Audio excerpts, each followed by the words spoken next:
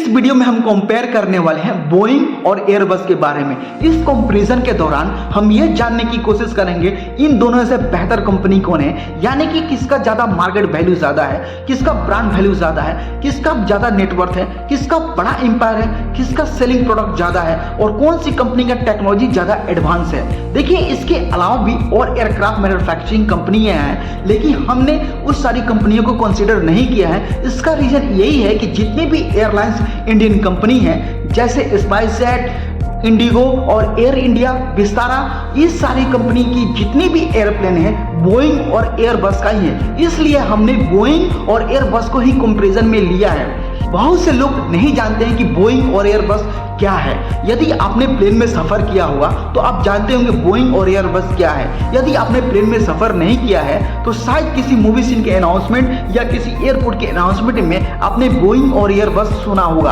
अब यहाँ पे एक सवाल उठता है कि बोइंग और एयरबस क्या है। तो बोइंग और Airbus world leading aircraft manufacturing company है, यानी कि दुनिया की बेहतरीन हवाई जहाज निर्माता कंपनी है।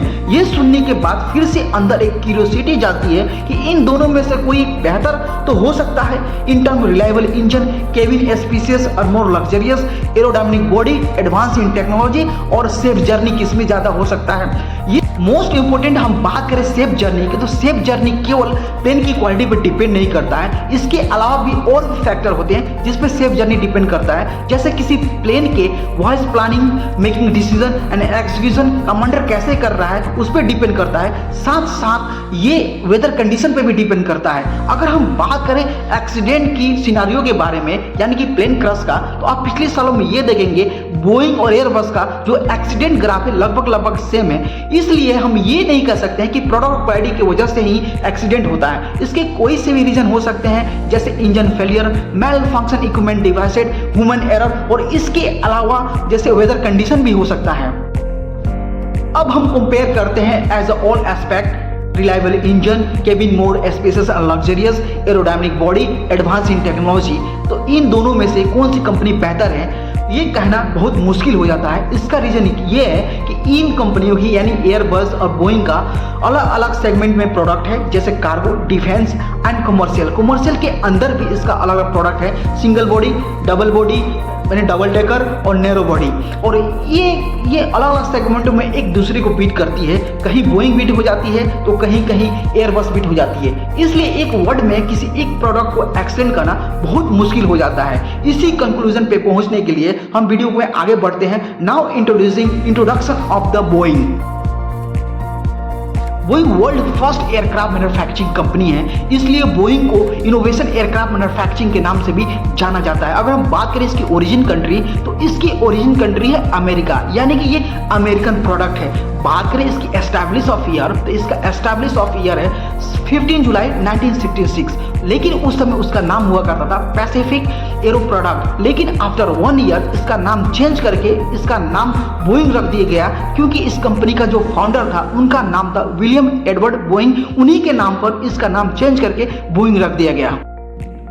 Now introduction of Airbus. Airbus aircraft manufacturing market में लीड सेंटर की, लेकिन उन्होंने जब पहला प्रोडक्ट बनाया बोइंग से कई गुना ज़्यादा बेहतरीन और एडवांस बनाया, क्योंकि इन्होंने पहला प्रोडक्ट के अंदर ही फ्लाई बाय वायर टेक्नोलॉजी का यूज किया, यानी कि कंप्यूटर प्रोग्रामिंग और डिटरमाइंड ऑपरेटिंग सिस्टम इन्होंने ऐड किया as a instead of the manual cockpit. और इसी प्रोडक्ट की वजह से ही एयरक्राफ्ट मैन्युफैक्चरिंग मार्केट में रेवोल्यूशन आ गया, और इसलिए एयरबस कंपनी को रेवोल्यूशन एयरक्राफ्ट मैन्युफैक्चरिंग कंपनी के नाम से भी जानते हैं। और बात इसकी ओरिजिन कंट्री है नीदरलैंड, लेकिन एयरबस कंपनी को यूरोपियन ब्रांड के नाम से जाना जाता है। इसका रीजन यही है कि अलग अलग समय पे फ्रांस, जर्मनी, ब्रिटेन और स्पेन का भी बहुत बड़ा कंट्रीब्यूट है इस कंपनी के स्टार्टअप को सक्सेसफुल बनाने में। अगर हम बात करें इसकी नोमेनक्लेचर की, यानी कि इसके नाम का, तो इसका भी कुछ ऐसा ही कहानी है जैसे बोइंग का, क्योंकि ये जब कंपनी एस्टैब्लिश हुई थी 18 अक्टूबर 1970 में, तो उस समय इस कंपनी का नाम था European aeronautic space and defence, लेकिन साल 2015 में इसका नाम चेंज करके एयरबस ग्रुप रख दिया गया। अब बात है इसके फाउंडर का,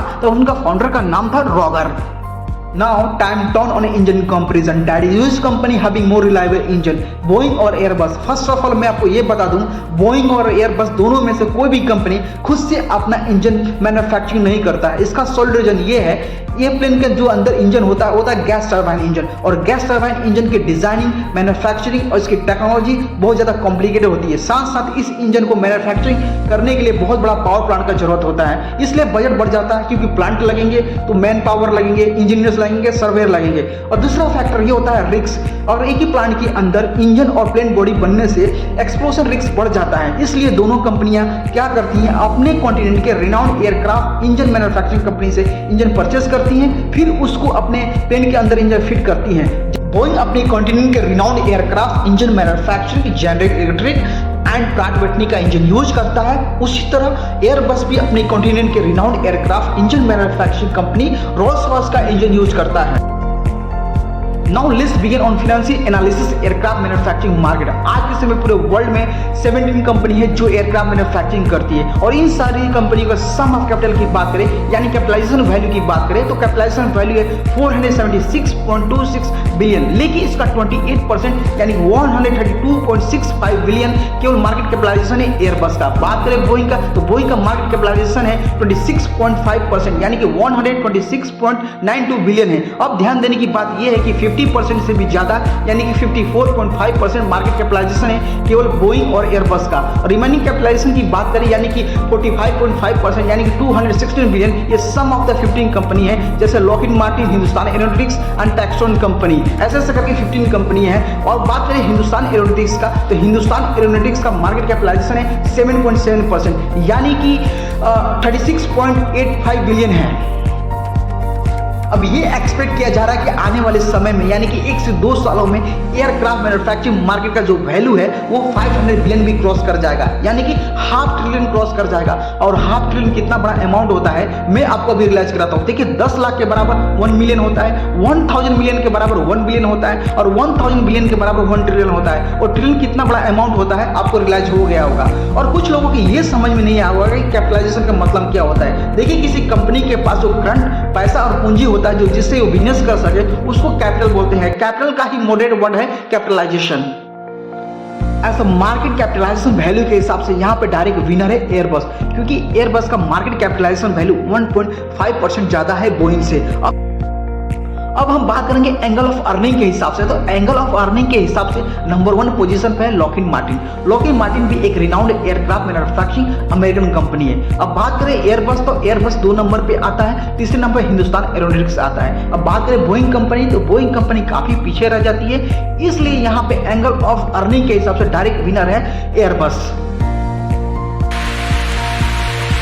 यहाँ पे सेल्स वाइज डेटा के हिसाब से विनर है एयरबस, क्योंकि एयरबस 2024 में टोटल नंबर जो प्लेन सेल किए वो नंबर है 559। बात करें बोइंग कंपनी, तो बोइंग कंपनी 2024 में टोटल नंबर जो प्लेन सेल किए वो नंबर है 305। अगर आप एनालिसिस करें सेल्स डेटा आप 2023 का, तो आप ये पाएंगे यहाँ पे विनर है एयरबस, क्योंकि एयरबस का टोटल नंबर जो सेल है 735 है।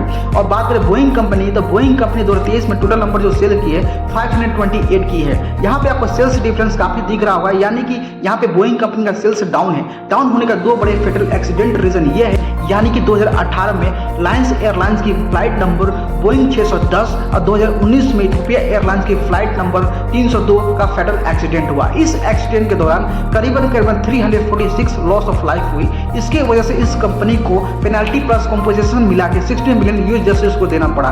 लेकिन जैसे जैसे समय बीतता गया ये कंपनी का सेल्स इंप्रूव होने लगा। लेकिन 2024 आते आते ये समझे कंपनी की दुर्भाग्य थी, क्या तो होनी था 5 जनवरी 2024 को Alaska airlines flight Boeing number 128 को इमरजेंसी लैंडिंग कराया गया। इसका रीजन ये था, प्लेन डोर का जो बोल्ट था अनप्लग था, और सफर के दौरान इसी कारण प्लेन डिकम्प्रेस होने लगा, साथ साथ पैसेंजर को सफोकेशन होने लगा। इसी कारण पोर्टलैंड के एयरपोर्ट को इस प्लेन को इमरजेंसी लैंडिंग कराना पड़ा, और इसी नॉन फेटल एक्सीडेंट की वजह से 2024 में बोइंग कंपनी का सेल्स डाउन हुआ। Now last and final comparison between Boeing or Airbus as the engineering of the body. I'm quite sure both company engineering of the body is more aerodynamic. देखिए एक plane की body बनाने के लिए different composition material का use किया जाता है, जैसे carbon fibre, glass fibre, titanium alloy, steel alloy and aluminium alloy.